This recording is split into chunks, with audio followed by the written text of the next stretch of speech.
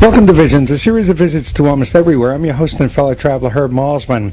Today here on Visions, we begin a two-part look at the White House. Let's move along now to Washington, D.C. and the White House. Here we go. We are in the nation's capital, USA style, Washington, D.C. Right now, we're looking directly at the White House. One portion of one side, I believe we're at the East Appointment Gate. I don't know now whether we're here or not, but the sprinklers are going. Spring has finally taken hold here. It is April the 26th, 1999, and spring is finally here in all its regalia. The White House, just to give you a little quick background as to the time of the day right now, the time of the week, the month, the year. NATO celebrated its 50th anniversary this weekend, and the White House was the scene for the festivities and the meetings and the getting together and the congratulations in the midst of the Kosovo situation. NATO is very active these days. So the White House was the nerve center this weekend. Everybody meeting here, of course, the president and dignitaries from around the world. There was a red carpet treatment. They came in through the North Portico. So that's what's happening. We're right here, and I guess this is the White House is closed to visitors on Monday, but we're going to get in here today. We have a special one-on-one tour coming up, and we're going to be in there in just a few moments. It is about 10 past 12 in the afternoon right now. Again, it's Monday, April the 26th. We came through security to come through. Of course, it's a very secure area, as most of Washington, D.C. Coming through, we had to be checked through by the guards, and then we were sent through to a white tent, and that was where the dogs were, the sniffing dogs. We opened up the trunk and checked things out to make sure we weren't carrying anything, and then we were invited to go through the gate and into this parking area right here. And this is where we are. We're right here at the White House. I've been waiting 6 years to get in here for this tour through the legalities and getting permission, because it wasn't the regular tour, a little more in-depth tour that we needed, so it needed a special permission to get in here today. So that's what's going on. We are going to be going in at 1 o'clock. We have a 2-hour window, a 2-hour tour coming up. I believe we're going to meet Betty Monkman, who is the curator for the White House.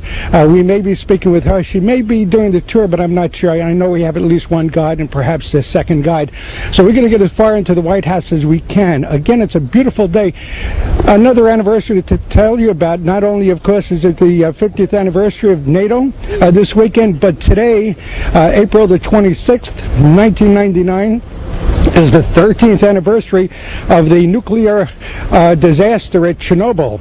And to celebrate or to commemorate that disaster, there is a computer virus that's going to take hold today. It's called Chernobyl, and it's supposed to confuse the hard drives, and it's going to be very desperate. There are a couple of companies on the web that'll give you the inoculation free to save you from this virus, but it is called the Chernobyl virus, and it's out to do its worst dirty work imaginable, and to celebrate, again, to memorialize, to commemorate the 13th anniversary of Chernobyl.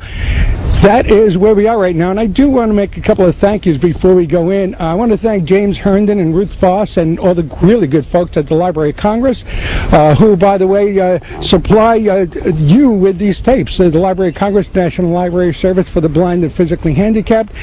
Through all this, to get approved to come in here, to get clearance to come in, the Library of Congress gave their blessings. I also want to thank Sharon Solomon, the director of the Equal Employment Opportunity Division. She was very instrumental in getting this thing moving along again after a 6-year period. Somehow they gave me over to Sharon, and she made this whole thing happen. She made this visit happen. She was very instrumental setting us up and moving it along through the process. I also want to dedicate this program, I want to dedicate these programs because there'll be more than one segment. We're going to be here for a while. I want to dedicate this program programs to Shirley. Shirley, a good friend. She was very helpful in getting this tour set up. Shirley, I miss you, and if you're watching today, we finally made it, and thank you, Shirley. You're a wonderful person, and goodbye. Thank you, Shirley. Okay, that's the situation. That's the story. Dedications out of the way, and thank yous out of the way. We'll get to thank yous later on. We're going to shut tape right now and wait for 1 o'clock, or the appointed time, to get into the White House for this special tour. Again, you're listening to Visions, a series of visits to almost everywhere. I'm your host and fellow traveler, Malsman. Let's cut tape. We're past security. We came through the East Appointment Gate. We checked in. We went through metal detector. Had the tape recorder was checked. Everything was covered. I was beeping and banging and buzzing and beeping, and it turned out it was probably my belt buckle after I took everything metal I could think of off. It might have been my belt buckle. We're inside now. We're right at the portico. I'm not sure exactly where we are, but this is where the appointments come through. We're not going to be on tape until we get inside with Betty Monkman, who will help guide us along. So let's cut tape. Here we go. You're listening to Visions, a series of visits to almost everywhere. I'm your host and fellow traveler, Herb Malsman. We're in Washington, D.C. We're about to enter the White House, and as soon as we can go back on the air, we will be with you. It is April 26th, 1999. It is about 10 minutes to 1 in the afternoon. Let's go inside. Let's cut tape. We are back on a tape right now. We're about to take the tour. It's going to take about an hour and a half. We're going to try to take you through the regular tour, but then we're also going to kind of give you a look at some of the out-of-the-way places here at the White House. Before we move along, we're with Betty Monkman, who's the curator here at the White House, and Jeff Bowman, who is with Secret Service. Sans glasses, by the way, not wearing the shades. Miss Monkman, before we go ahead, and I'll meet you in a moment, Jeff, before we move along, you have 3 portraits here, First Ladies.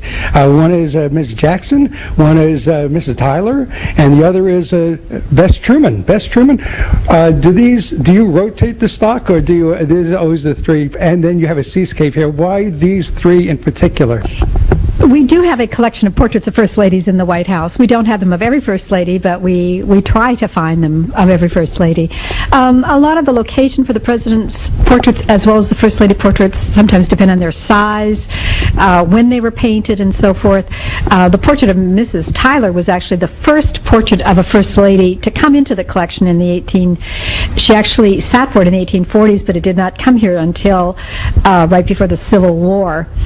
And it was given by her to start the collection of First Ladies, actually. The portrait of Mrs. Jackson is a posthumous copy, actually. She died before her husband became president, and her original portrait is at the Hermitage, Jackson's home in Tennessee. So the people of Tennessee paid to have this copy made of her, which was given again to the White House as a gift. And Mrs. Truman sat for a woman artist, Greta Kempton, when she was First Lady, and so we have a wonderful portrait of Mrs. Truman here. Oh, wonderful. Jeff Bowman, let's move on to you for a moment. Can you give us some of the history? This is 1600 Pennsylvania Avenue. A little history of the White House, a little background. Correct. 1600 Pennsylvania Avenue is the address, which is the north side of the White House. A lot of people like to ask which is the back and which is the front of the White House. The White House really doesn't have a back or front. We have a north and a south because both entrances are used quite often for various events. The White House itself, the cornerstone was set on October 13th of 1792. Took 8 years to build this home. It's made of sandstone on the exterior walls. George Washington, who of course was our first president, selected this site here in the district for the White House. He approved the construction plans. He appointed Irish-born architect James Hoban as the master builder, and he provided some of the building materials that went into building the home. Took 8 years again to build this home. George Washington left office in 1797 and died in 1799, so not only did he never live here as president, but he never got a chance to see the finished product as well. Our first occupant was our second president, John Adams, and he moved in on November 1st of 1800. Every president since has lived here for either all or part of their term in history. And George Washington actually died from a cure, did he not? They were bleeding him. He had a sore throat, and the leeches, and they were taking a pint every 4 hours or something like that, and that did in George Washington. Well, I think he had become ill. He had been riding on his horse over his plantation in bad weather, and I think that was the beginning of his illness. Right. But taking a pint now I'm a blood donor. I know if you take a pint off me every 4 hours, I'm going to be a little bit put out by it. Wasn't there a major fire here way back when? There was during the War of 1812. It was actually August of 1814. British troops marched on Washington and burned the White House. The entire inside of the White House was pretty much destroyed. The only thing left standing was the exterior walls, which were badly scorched. Right. Now, is the White House set right now to reflect the Clintons' taste, and does that change in a couple of years now? Does the administration coming in, the president and the first lady, or it could be the president and the first husband, Elizabeth Dole, it could happen. She'd be a pretty good choice. Will whoever comes in next decide, well, I kind of like this color, and I kind of like, what can't you touch in the White House when you're redoing it? There are many more restrictions in the public areas or the staterooms than there are in the family quarters. In the family quarters, the family can change them when they come in. They can change fabrics, move furniture, paint the walls, pretty much make it their family quarters. But on the state floor in the public rooms, we do have an advisory commission, of which the First Lady serves as honorary chair. So Mrs. Clinton has served very actively as chair. And that commission, which is composed of museum directors and curators, the chairman of the National Park Service or the director of the National Park Service is the chair of the committee. They must meet and approve any changes in the public rooms. And there have been some changes during the Clinton administration, but it's not so much a reflection of the President Mrs. Clinton's taste as it is a joint decision of these professional museum people. So they all come together, and I guess the White House Historical Society, there everybody has a piece of that decision, I would imagine. Well, the White House Historical Association doesn't get involved in the actual refurbishing, but they have very generously raised funds, and we have an endowment fund from which funds come to pay for those refurbishings, and that comes from the White House Historical Association. Now, just two more things, and then we're going to head out. The seascape, besides the fact it's beautiful, why is it here? This is a painting by Cornet, an Italian artist, called The Landing of the Pilgrims. And it's a large seascape, a rather romanticized seascape of the boats coming ashore in Massachusetts in 1620. And it's here because it's an early painting. We thought visitors that come to this room might like to see a scene of the early development of this country. Now, just before we go, one more question. Is it always 10 after 1 here? Is there a significance to that, or just the clock is worn out? I think the clock probably needs some attention. I thought there's some historical significance to 10 after 1, something like that. Okay, we're about to move along. You're listening to Visions, a series of visits to almost everywhere. I'm your host and fellow traveler, Herb Malsman. We're in the nation's capital, USA style. We're here in Washington, D.C. It is Monday, April 26, 1999. NATO is gone. I guess just about everybody is gone after the weekend, the 50th anniversary. For those of you with computers and hard drives and CD-ROMs, you may be experiencing a problem today. A virus called Chernobyl on the 13th anniversary of Chernobyl is either in the works right now, or it's in the systems, or it's about to go in the system. I mean, this thing it's great. Computers as our friends, the downside of the superhighway. Right now, Chernobyl may be eating its way through somebody's hard drive someplace in the world. So, and again, the 13th anniversary of Chernobyl, the nuclear accident in the Soviet Union, the former Soviet Union. We're gonna stop tape right now, and then we'll meet you as we take the tour. Here we go. Let's cut tape. We are outside now. We're at the front entrance, I guess, of the White House here. We're looking at a very famous chandelier, or the hanging lantern. This is famous when the dignitaries come here to the White House. They come up, the President and First Lady greet the visitors here, and then they're brought into the White House. This is also, sadly, where John Kennedy, this is where they pulled up, I guess, in front of their hearse, and the motorcade came through here. Who wants to start? Let's start with Jeff, and the last name is Bowman. Currently, we're on the north portico of the White House, which again is the address side, the 1600 Pennsylvania Avenue. This portico is an 8-column portico. and again, it's made of sandstone and marble stairs. As you're looking or viewing the White House, you can see intricate detail in the marble. Off to the right is on the windowsill is an area that we left unpainted. Shows the original sandstone that the White House is made of, and even shows some scorch marks from that fire of 1814, just as a reminder of all of us.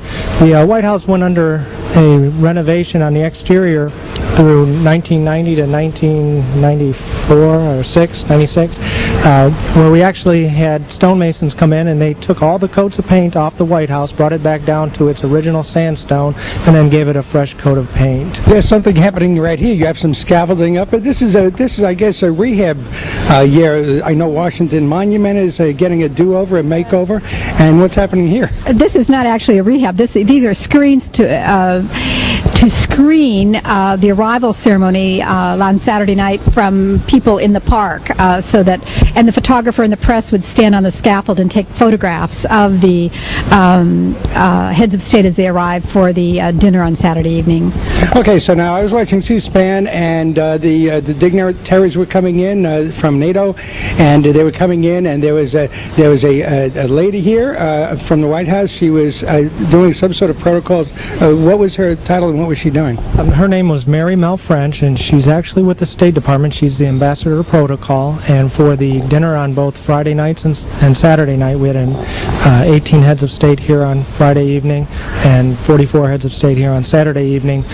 She would meet and greet each head of state here on the North Portico and then escort them into the White House, where they were taken upstairs to meet with the President and First Lady, and then brought down the grand staircase for their official entrance into the NATO dinner. And who is the host? Was it the State Department or was it the White House? Well, at the White House, the President is always the host at the White House. The President or the First Lady are always the host or hostess at the White House. I'm just wondering why State Department protocol, but I guess it's because the State Department... the State Department handles all protocol with foreign heads of state or foreign visitors. Oh, so it's a good question then. Okay, how did you feel about, when I heard the protesters at NATO go home and so on and so forth, the one thing you say to yourself, well, it's not really perhaps putting our best foot forward, but at the other side of the coin, it really does show what America is all about, because you can have protesters, you can have people voicing their difference of opinion and not be I wouldn't worry about the noise, I need the sound, and not be shushed or carted off and banned away someplace. So there was that contrast there. Lafayette Park, which is directly north of the White House, has always been a center for the last 30-40 years, or longer than that even, and Pennsylvania Avenue for people protesting policies and issues. There's a tent city here, and okay, we're gonna go inside and start, because I know you have a schedule to maintain, and I have to get my car back eventually. We're gonna head inside. Let's cut tape. We are inside now. Where are we? Can I call you Betty? Betty, sure. We're standing in the entrance hall, which in the 19th century was the great hall for all visitors to the White House. Not only heads of state, very few heads of state came in the 19th century, but any visitor that would come to the White House would have come into this great hall. They would have gone up the stairs to the President's offices, which were on the family floor directly above where we are standing today. And even the family would use this entrance as well. That changed in the 20th century. They now use an entrance on the south side of the house, but in the 19th century this was the only entrance for people to enter into the White House. Jeff, describe the space we're in right now. We're in a large foyer. There's a Tennessee marble on the floors with Vermont marble on the walls, and 6 columns that are in the center of the foyer. To our left is the grand staircase. It's a red carpeted staircase that leads up to the residence. The White House itself is made up of 6 levels. We're standing right now on the 4th level of the White House. 2 basement levels that are contain all the shops that are needed to keep the home running: the plumbing shop, the electrical shop, the carpenter shop. There's bomb shelters down there, bowling alley, kitchen. On the ground floor level are a few rooms that we'll take a look at as well. We're currently on the state floor, and again, it's the 3rd floor. And then the top 2 levels, the 5th and 6th floor, are the private living quarters of the first family. Total, about 67,500 square feet. And lots of red. I mean, is this everybody coming through here sort of gets the red carpet treatment and the red drape treatment? Well, it is true. The red carpets have been taken up now, but for the arrival on Fridays and Saturday evening when the dinners were held, there was a large red carpet out on the under the north portico. And I kind of feel kind of special right now because you're wearing a sort of red tie, or, and I'm not wearing a tie. It's kind of warm for me. But Betty, you're in a red jacket, so I kind of feel like there's a red jacket tie welcome I'm getting here. Can I stretch a point and say that? Certainly. Okay, where are we heading? By the way, you were looking at a very famous portrait of John Kennedy, yes, JFK. In this entrance hall, we do try to hang the more recent presidential portraits because this is the area in which the visitors, the public visitors, will exit the house. And so we do try to show portraits of presidents that they would be very familiar with. And one is a portrait of President Kennedy, which is a posthumous portrait. It was painted after his death from photographs. But it was a portrait selected by Mrs. Kennedy to be the official portrait. And it shows him standing with his arms folded and his head bowed.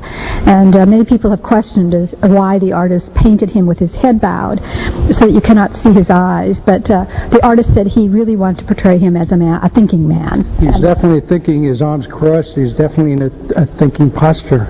Right. And the other portrait across the hall is our most recent presidential portrait, and that's President Bush. And he is seen, again, standing with a desk that he used in his office upstairs on the 2nd floor of the White House with one of his favorite paintings in the background. Okay, let's cut tape, and I'm looking at some busts here. I see Abe Lincoln, I see George Washington, some various busts along the wall. Is that Betty? Do you want to say anything about the piano? Yes, I do. Harry Truman, maybe? Well, it predates Harry Truman a little bit. It was a piano. It's a great, grand piano made by the Steinway Company, and it was presented as a gift by the Steinway Company when Franklin Roosevelt was president in 1938.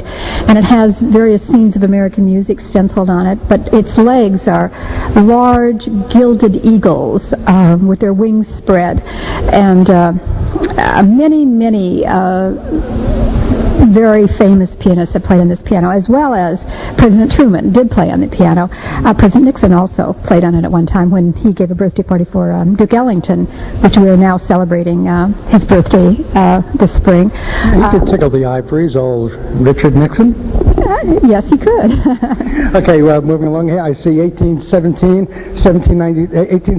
the year to the top, 1792, 1902, and 1952. This denotes what, these years? These are the major renovation dates of the White House. Again, 1792 was when the cornerstone was set. 1817 was the renovation after the fire of 1814. In 1902, Theodore Roosevelt pretty much completed the White House mansion itself. Prior to his becoming president, the ground floor was the basement floor. It was unfinished, and he pretty much finished that off. And then through the years 1948 to 1952, under Harry Truman, was our structural renovation of the White House. The Army Corps of Engineers came into the home, totally gutted the White House, dug the 2 additional basement levels, put in steel support beams, filled it all back in, and this is the home as we see it today. This, by the way, is set into the floor of it as we're coming through. That's where we're seeing this. All of a sudden, I was watching Presidents and Analysts the other night with James Coburn. When he came through the door, I kind of thought of James Coburn in that film. I don't know if you saw it, but he's kind of asked to be the President's analyst, and after a while, he's people are coming after him. And anyway, that's what I did. Is this the red carpet that was used? It is, and it's rolled up today, unfortunately, because we're taking down some chandeliers to be rewired and to be repaired. So it normally is a long red carpet that extends the length of this corridor, which is, I don't know how many feet long. Do you, Jeff? 85 feet. 85 itself, correct. I was going to say like 90, so, but you must have it correct. I know you'll be checking it later on. Let me see how it was. At one end of the corridor, we have the East Room, which we will go into. At the opposite end is the State Dining Room. So it's this corridor that oftentimes the President and First Lady will walk down, escorted by military color guard and so forth. And then off to the other end, on the south side of the house, we have 3 parlors, the green room, the blue room, and the red room, which we'll also go in today. The East Room, that wouldn't be where Public Sal's was? And Yes. Yeah. This is where he appeared. I kind of think of him because his name came to mind just now. So this is where they have the concerts and the recitals and and those performances. And often during this administration, there have been several state dinners here, as well as Jeff could speak to. We have one coming up on Monday, May 3rd, state dinner for the Premier of Japan. This is more notably the room that President Clinton uses for most of his large press conferences. He will walk down the hallway with the long red carpet, standing just inside the room in front of a podium, and then we'll have about 120 White House press seated in this area asking various questions. The room itself is 80 feet long, 40 feet wide, and 20 feet high. Very versatile room here at the White House. We're standing right over here, but here's where the lectern would be when he has the press conference. So all the chairs are turned around. That's what confused me. So he comes down this hall, and he comes through, and he goes right to the podium or lectern. It's actually on a riser, so he's a little bit above, so the cameras that are set up in the back of the room can get a good view of the president. Right. And then directly behind us, inside either side of the wall, are two large wooden doors, mahogany with a cherry inlay that slides closed. Yeah. And this would start the press conference. And when the doors close, the conference begins. Correct. Okay. And is there a certain color you should wear? I mean, I know the president wears a lot of blue, perhaps just the season. What looks good in this backdrop? Are they aware of, how best to look and how best to what colors? That's a question for television people. That's not something we get too concerned with. I just thought of Helen Thomas, who perhaps still today wears red, and she made the point that the reason why she does, she's easy to spot at a press conference, so she tended to go to red. Lots of red. This room is gold and white, actually. Though it's the carving in this room. It was first done in 1902 under Theodore Roosevelt and then modified slightly under President Truman in 1952. But it's carved wood and a very elaborate plaster ceiling, 3 enormous cut glass chandeliers made in Bohemia that date from 1902 as well. And I see George Washington, another famous portrait. You see that portrait a lot, rather large. And Theodore Roosevelt, and who would be these two? Is that Garfield? That is Martha Washington. Garfield to the left. McKinley, William McKinley. Okay, McKinley, Martha Washington, George Washington. Well, there you go. It kind of fits. And then Theodore Roosevelt. Okay, and how big is this room? Give us. You're good with the dimensions. Go for it, Jeff. 80 feet long, 40 feet wide, and 20 feet high. And if I could add, the portrait of George Washington here in the East Room is probably the most famous portrait of Washington. It's the 1797 Gilbert Stuart portrait, and it's the one that Dolly Madison had rescued from the fire of 1814. It's the only thing that survives in the house that was here prior to the fire. It came in 1800. The government bought it and moved it into the house here so that it would be here when John Adams moved in November of 1800. I was at Morris Jamel Mansion in the Bronx, and Washington actually was there during the war because he could watch the rivers, both rivers coming up. And I was in his office, and it was interesting to see a little portrait of him, a little painting with dark hair. I mean, as a young man, and you hardly ever would see anything like that. But here it was. They had the secret doors, the passageways. So that's. Do you know Morris Jamel? I know the house. Yes, I do. I must say that although Washington did not live here in the house, he was so revered by and is still revered by presidents that we have more portraits of Washington in the White House than any other president. You're right in the middle of Washington, also. So that's. Well, of course, it was named. The city was named for him. Sure, it wouldn't have been the first president that came in, but it's the only president ever to be here. That's what it's named after. Jeff, you want to say? If I could just add one last thing about the East Room. This is where, after a state dinner, all the guests will dance, ballroom-style dancing with normally one of the armed forces bands will set up, Navy band, the President's own Marine band will set up here in the East Room. Okay, let's move along. We'll cut tape. Here we go. We're back on tape, and what do we want to say about this really beautiful room here? It's off the east.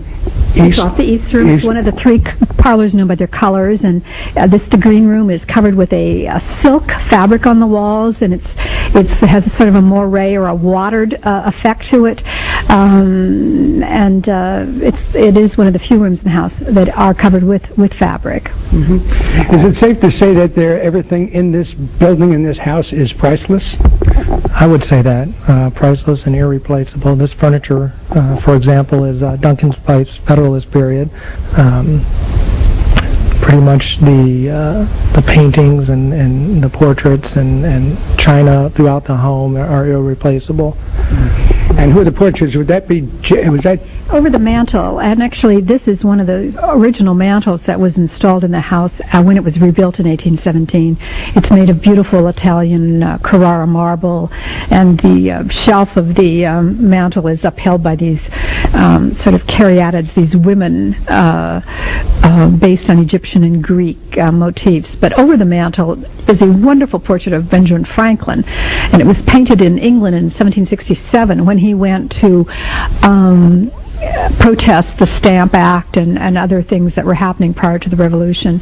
And he is seated at a table, in a wonderfully vivid green coat with his gray wig on, and a bust of Isaac Newton peers down on him, which is resting on the table. I wonder what he's reading. I think it's some monetary contract that he was involved with for a man who then commissioned the artist to paint this painting. And on the left is I can make it out from here. James Polk is on the left, and on the right is Benjamin Harrison, who was president in the late 1880s, early 1890s. Visualize for me, or paint a picture. Okay, we're standing in a room right now. Is the president, Mr. Clinton or Hillary Clinton, will they? I mean, I just can't imagine it's the kind of house that, in my apartment, I go hang out in the living room. I haven't seen the television yet.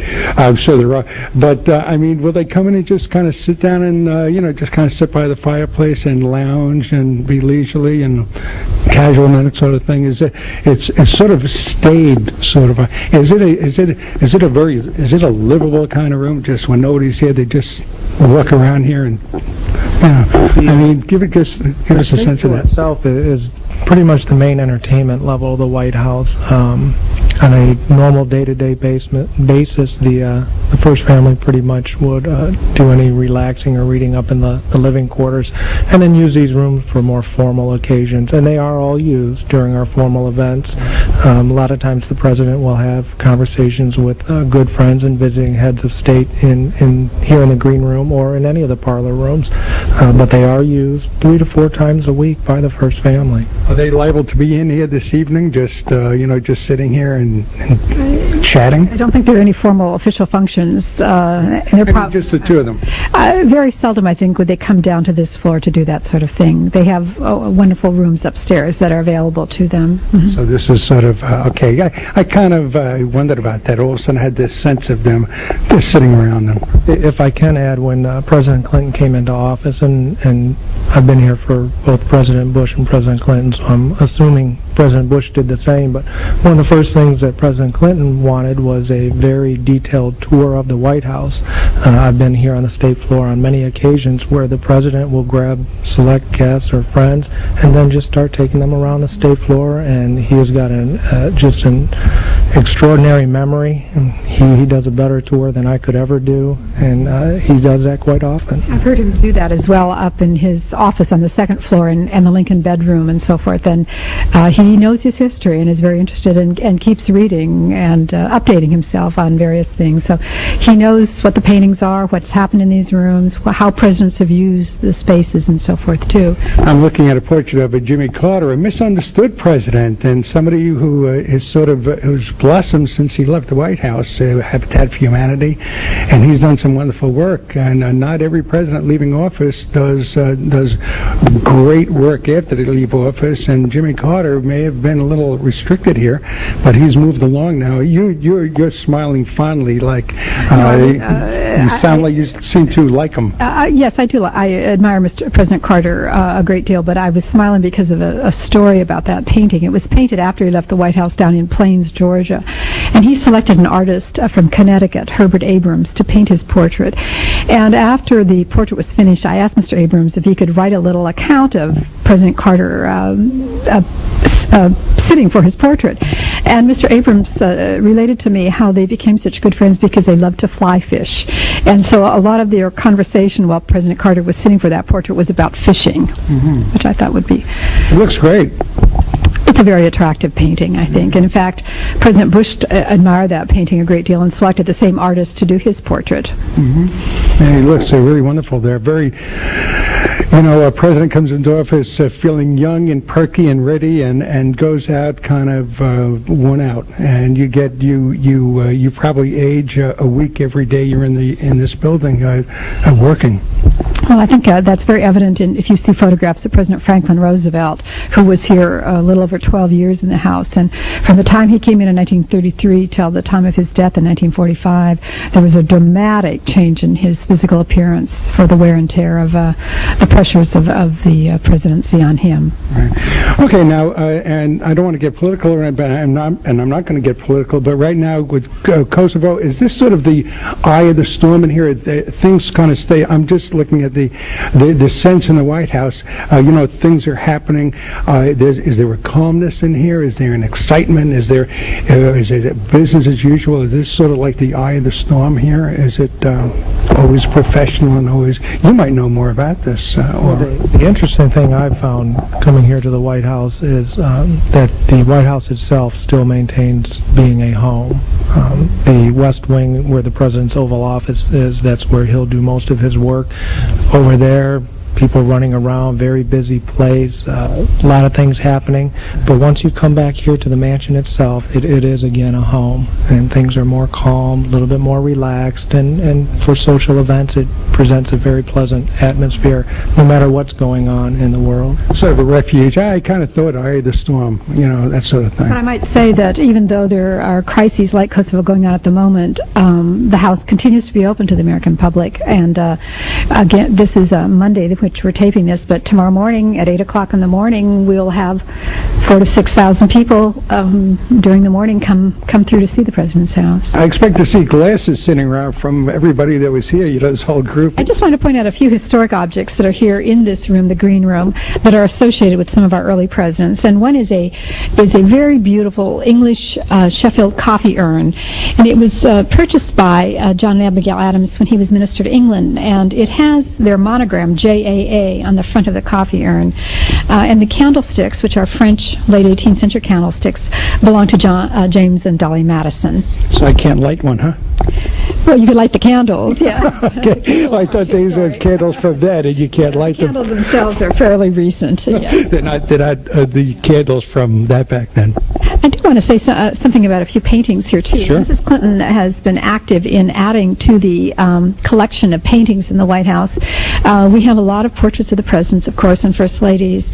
And since Mrs. Kennedy sort of began her program to add American art to the White House, the collection has grown tremendously, and we have many paintings of various scenes of America throughout the 19th century.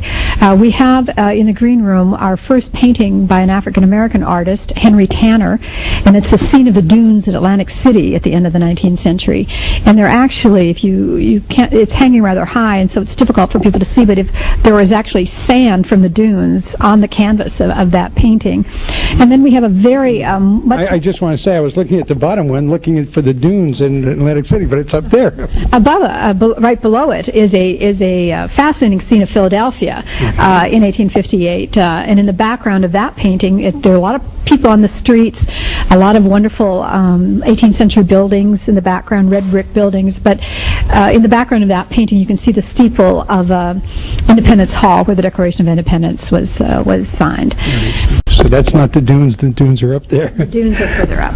And there was another painting between the windows that has been added during this administration by Mrs. Clinton, and it's a painting by George O'Keeffe, who painted in the Southwest and loved the light of New Mexico. And just a few years ago, we added this painting called Bear Lake, New Mexico, and it's a scene of mountains and the beautiful purple colors that sometimes the mountains have in New Mexico when the sun is setting. See, Arizona too. There's a color to the mountains. Okay, I guess do we move along? Yes. Okay, let's move along. It's very blue in here, and I'm going to say blue room. This is the Blue Room. It's one of 4 oval-shaped rooms in the White House complex. Below us is the diplomatic reception room on the ground floor. Above us in the living quarters is the yellow oval room or yellow tea room that you hear a lot in the media. Mrs. Clinton hosts many teas up there. And then, of course, next door in the West Wing is the President's Oval Office. Right. So what we did is we came through from the East room, through the Green Room, and to the Blue Room. Benny? I think this is one of the most beautiful rooms at the house. It was really designed by the architect of the White House, James Hoban, to be the most beautiful room. And it was a room where foreign ambassadors to Washington would be received by the president. And many presidents have received foreign ambassadors here. It is also the room where many receiving lines are held by the President Mrs. Clinton as well as previous presidents and first ladies. Teas are held here. Small dinners are held here. Jeff, do you want to add anything else? At Christmas time, we remove all the furniture, and by the way, the furniture is the French Empire style by the Belanger Company. Eagles and... Correct. Well, this has been reupholstered, but this was ordered by James Madison, or purchased by James Monroe, in 1817. But at Christmas time, we remove all the furniture and we take down the chandelier, and an 18.5-foot Christmas tree is placed in the center of the room, and this will become the official White House Christmas tree. Okay. And then real briefly, we have portraits around the and a bust, one bust anyway, and just a couple of... The marble busts on either side to the north door of the room have been here since 1817, since they were purchased when James Monroe was president. And one is Americus Vespucci, and the other is Christopher Columbus, two of the people involved in great discoverers of America. No Leif Erikson, huh? Not yet. We're working on that. Okay, is that Garfield up there? No, above the door is a rather robust president, one of our heaviest presidents. He's seated in a chair, painted in this room actually, but that's William Howard Taft. I'm gonna wind up with Garfield. There was a Garfield, wasn't there? There was a Garfield, but his portrait is not in these public rooms. It is hanging, but it is not hanging in these public rooms. I can't wait to see Garfield. So, okay, not the cat, by the way. Okay, and who's some of the other people in it? I think I see Jefferson. We have portraits of all the very early presidents. John Adams, when he was vice president, a beautiful portrait of Jefferson, painted by Rembrandt Peale just shortly before he became president. A portrait of James Madison, and then portraits of both President Monroe and Mrs. Monroe, who were responsible for the furnishings that are in this room. The very beautiful gilded furniture, the gilded clocks, the beautiful porcelain vases were all purchased by President and Mrs. Monroe. So they get the 2 spots. They get 2 spots in the room, the blue room. Okay, in the blue room, and we're heading into. Would this be the pink room? Well, we here call it the red room. It kind of looked pink going through here. Okay, we just have the tape recorder going. Kind of give. Oh, this is great in here. This is sort of. Is that a pure red? Let me see your jacket up against the chair here. It's a red with a little yellow in it, I would think. Not pink? Not pink. No, not pink. No. But this is another parlor. It's the same size as the green room. Jeff, do you want to speak about what happens here? Well, historically, the Red Room has been a First Lady's parlor room. Dolly Madison used to hold parties here. In that time period, they were dubbed Wednesday night socials. Mrs. Franklin Roosevelt, of course, was our only First Lady to hold regularly scheduled press conferences. They took place here in the Red Room. Red, everybody knows, was Nancy Reagan's favorite color. This was one of her favorite rooms, and this is where she would often entertain spouses of visiting heads of state as well as various women's groups here in the Red Room. Is that a president up there with a musket or a rifle? What would that be a president there? No, this is a portrait of James Audubon, the great the birds. The man who painted all the birds, and that is a rifle that he shot him down with. Shot his birds with, yes. But this portrait was painted in Scotland in the 1820s, and when the portrait was done, he said that he disliked this painting intensely because the artist made his eyes look like the eyes of a hawk. Right. But it's a very well-known portrait of James Audubon. Did he actually shoot birds with that gun, with that rifle, with that weapon? Perhaps. I don't know that we know that. That's where we got the detail, I guess, getting up close and personal. I see some music sheet over here, and on a stand. I wonder what. Play it again, Sam. What is it? This room in the 19th century, because it was close to the grand staircase that the family used to go upstairs, and also the state dining room, was often a family music room. They did use this room much more for family occasions, and there was always a piano here until the turn of the century. And so to donate its former use as a music room for the family, we have some wonderful music sheets, and these are we have a small collection here of music sheets, musical compositions made in honor of either the inauguration or the president. This is called President Jackson's Grand March, and so this music sheet, we hope, tells a little story of how this was once a music room for the family. Got it. Okay, so can we hum a few bars of the march? I guess we won't bother. Okay, so now we are in the off-red, the slightly off pure red room over here, a little yellow in the red. You wanted to say something, Benny? And great upholstery again. And all of the upholsteries in these rooms are custom made for the White House, I should say, and so you don't find them particularly in a room like the Blue Room. They're based on furniture that were in paintings, for instance, that presidents had posed before things. So there is a history and a reason for having some of these brilliant upholsteries here. We do have some wonderful paintings again in this room. A scene of the American West, of the Rocky Mountains, by Albert Bierstadt, with deer in the foreground. Again, a little bit of a romanticized view. And another painting directly above it, a more eastern landscape called Indian Vespers, and it shows a lone Indian standing, looking at the sunrise, or the sunset, I guess. It's Indian Vespers, painted in the 1840s by Asher B. Duran. Would this be burgundy? I'm still looking for the color. We call it Dolly Madison red. We call it Dolly Madison red because we have a portrait here of Dolly Madison seated in a red armchair. As Jeff said, this was her sitting room, and this is a wonderful painting of her done at the time that she would have been serving as Jefferson's hostess, since she was a widower here and her husband was Secretary of State. Dolly Madison red. Dolly Madison red. Okay, now we got the red down, so now everybody's going to go out and get that Dolly Madison red now. Are we having fun? I hope you are. We are. Jeff, you having fun? Very much so. Just to point out, on the walls is a red twill satin fabric. There's not a standard wallpaper. It almost looks cushy. There's a cushion to it. Well, the satin is a breathable fabric, so what they have done is they've stretched the fabric over wooden frames and then attached the frames to the wall, so there is a little bit of a cushion there. Okay, yes, Benny? No, I just wanted to say a little something about the portrait that's over the mantel. It's a beautiful portrait of a young woman with a plume feather in her head, on her hair. The portrait is of Angelica Van Buren, who was Martin Van Buren, President Martin Van Buren's daughter-in-law, married to his son Abraham, who served as his secretary here in the White House. And she was painted in this portrait with a bust of Van Buren, which we also have between the windows. Exactly. Mm-hmm. And these both were left to the White House in the 1890s by the Van Buren family. Just to give you, for you folks out there like me, you don't necessarily need a lot of hair to be president. But not in the 19th century, that's true. Right? Today you do, but then you didn't.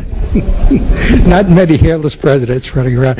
Okay, so, let's cut tape. You're listening to Visions, a series of visits to almost everywhere. I'm your host and fellow traveler, Herb Malsman. We're in Washington, 1600 Pennsylvania Avenue. You know that address. We're touring the country's home, the United States official home, arguably or inarguably the most important house perhaps in the world, right here, the White House. I will say it's the only home of a president or head of state in the world that's open to the public, free of charge. There's no other home in the world that people can enter a home where the head of state lives. As we're doing the tour, as we were talking just now, you happen to remind me to ask Jeff about the tours for the visually impaired. Correct. We do have offer tours for visually impaired. You would contact the White House Visitors Office to arrange that tour. And what we do is we'll bring the guests in and not only try to help them visualize the rooms and the areas that you're in, but get a chance to feel the fabrics on the walls, touch some of the busts or the paintings and various items inside the house. It really gives them an understanding of where they're at. And of course this is accessible. It's totally accessible. I'm certain of that. Correct. We are handicap accessible. We'll make arrangements, whatever we can do to assist. If you have special needs, by all means, just contact the White House ahead of time, and we'll do our best to take care of you. In fact, I walked into the washroom off your offices there, and there must have been 7 or 8 wheelchairs in the outer room of the bathroom. Correct. Again, we are wheelchair accessible, and if you do need a wheelchair, we ask that you do call ahead so you can schedule them. We do get many guests, roughly 4,000 to 6,000 each day, so you might have to wait until one's available, but we do have them available. And there's just us today. What about a phone number? See, it's you'll think of it, I'm sure. Well, it's kind of 3. I think the main switchboard, which is 456-1414, and ask for the visitor's office. And that's 202, and the number again is? You do it. 456-1414. Okay, so we're all 3 on the same page now. Okay, we're going into the gold room now. The state dining room. The state dining room. It's sort of gold, though. Well, there are more floral colors in here, I think, than anything else. Gold chairs, yes, and gold chandeliers, gilded chandeliers, and candelabra, and so forth as well. It would be where a state dinner would be held if there were approximately 140 or less people at a state dinner. Sometimes state dinners are much larger, so they're held either in the East Room or, as was the situation with the NATO, when 800 or 900 people were here for dinner, it was in a tent on the lawn.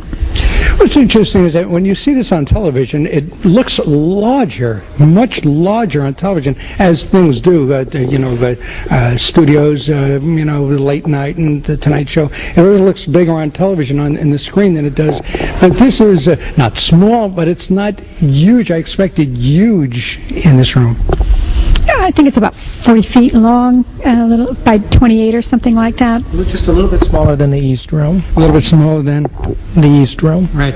Yeah, it's smaller scale than I thought it would be. You get that feel watching on television. I'll say though that maybe the rooms perhaps aren't quite as large, but the ceilings in these rooms are at least 18 feet high, and in the East Room, I believe they're 21 feet high. So the scale of the rooms are quite extraordinary for. You don't see many rooms or houses in America built at this time of this scale. In fact, really until after the Civil War, this was the largest house in America until the great houses at Newport or Biltmore in North Carolina were built by the Vanderbilt family. In my place. And is that that looks rather a famous portrait of Lincoln there, Abraham Lincoln. I've seen that. This painting of Lincoln was painted by an artist, George P.A. Healy. It's a posthumous portrait done after his death. It was entered into a competition to have a portrait of Lincoln painted for the President's house after he died. And it lost the competition. Another artist was selected. And so Robert Todd Lincoln, his only surviving son, bought the portrait and owned it until after both he and his wife died in the late 1930s, and they left it in their will to the White House. And Robert Todd Lincoln wrote in a letter that he thought it was the best likeness of his father. Right. And again, the Kennedy portrait is posthumously, and as Lincoln, because of course, it wasn't expected that he wouldn't be around at the end to sit. So. Correct. And one of our traditions here at the White House, current traditions, is we'll wait until the President and the First Lady have left the White House before we have their official White House portraits painted, and then we'll bring them back here to the home for a ceremony of unveiling that portrait. I might say that we hope that they would sit for their portraits while they're in office. We would hope that they would, but because of their schedules, that does not always happen. Doesn't always work that way. I see some gentlemen working out there doing a little work. I guess the morning after the big event. No, these are men. We're doing some rewiring of our chandeliers, and so we're back to work after the big NATO event. Okay, so they're doing some rewiring. It looks like we've come to the end of this space anyway. We've gone to the east. I'm going to say we're at the west side now. We're at the west end of the house, correct. And the only way to go is up from here, I guess. I don't think we'll go up because directly above us is where the family lives, and I think Mrs. Clinton is here today. But I might say that if you looked out a window of this room on the west side, you would see the Rose Garden and the West Wing.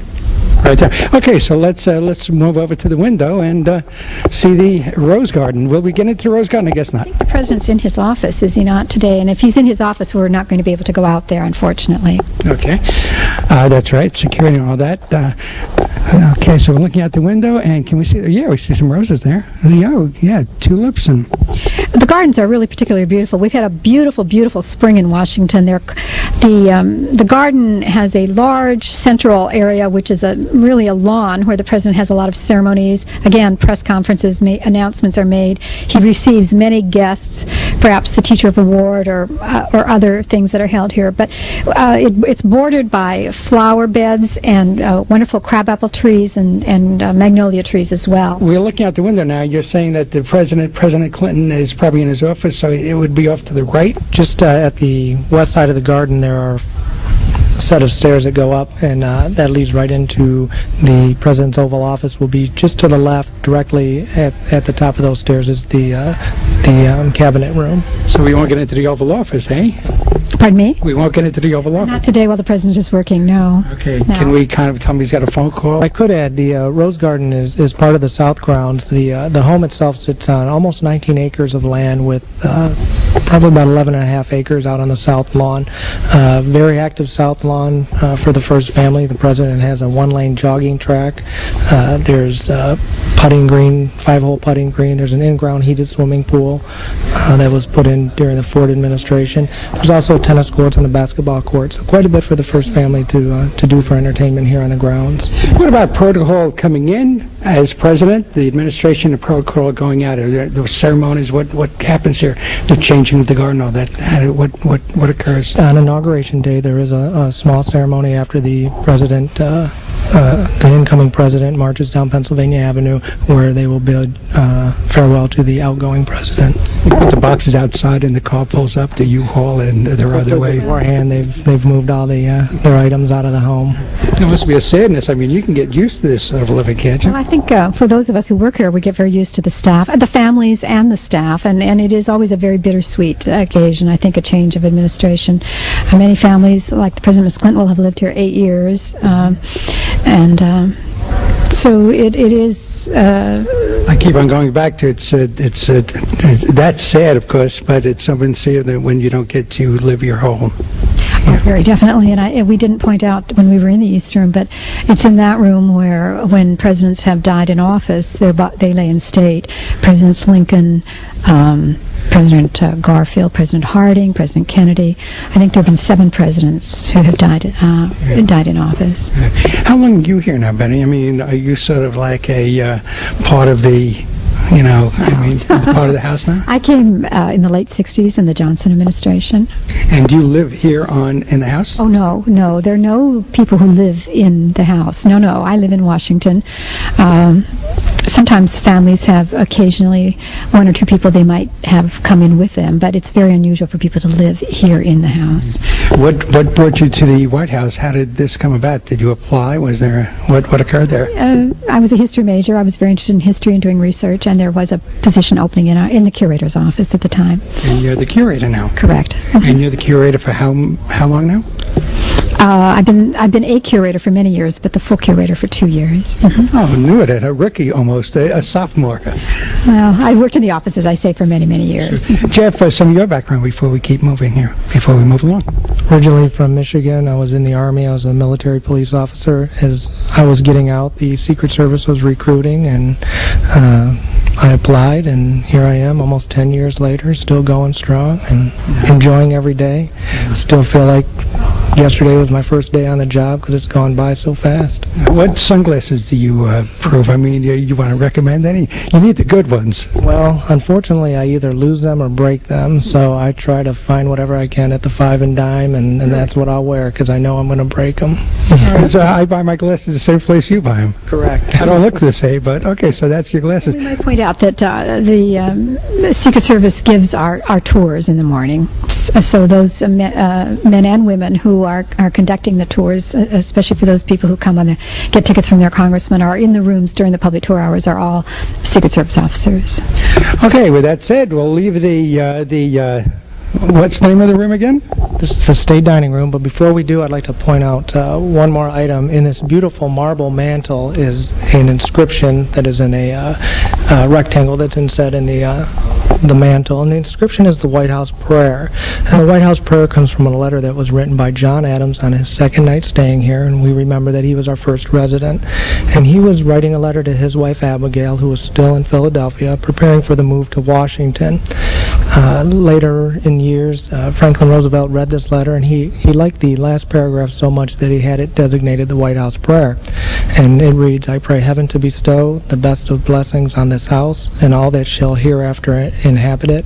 May none but honest and wise men ever rule under this roof." That will bring to a close part one of this exclusive to you and other organizations serving the blind and physically handicapped around the world tour of the White House. Join me next time for part 2. Until then, for Visions, a series of visits to almost everywhere, I'm your host and fellow traveler, Malsman. Thanks for tuning in today. Goodbye.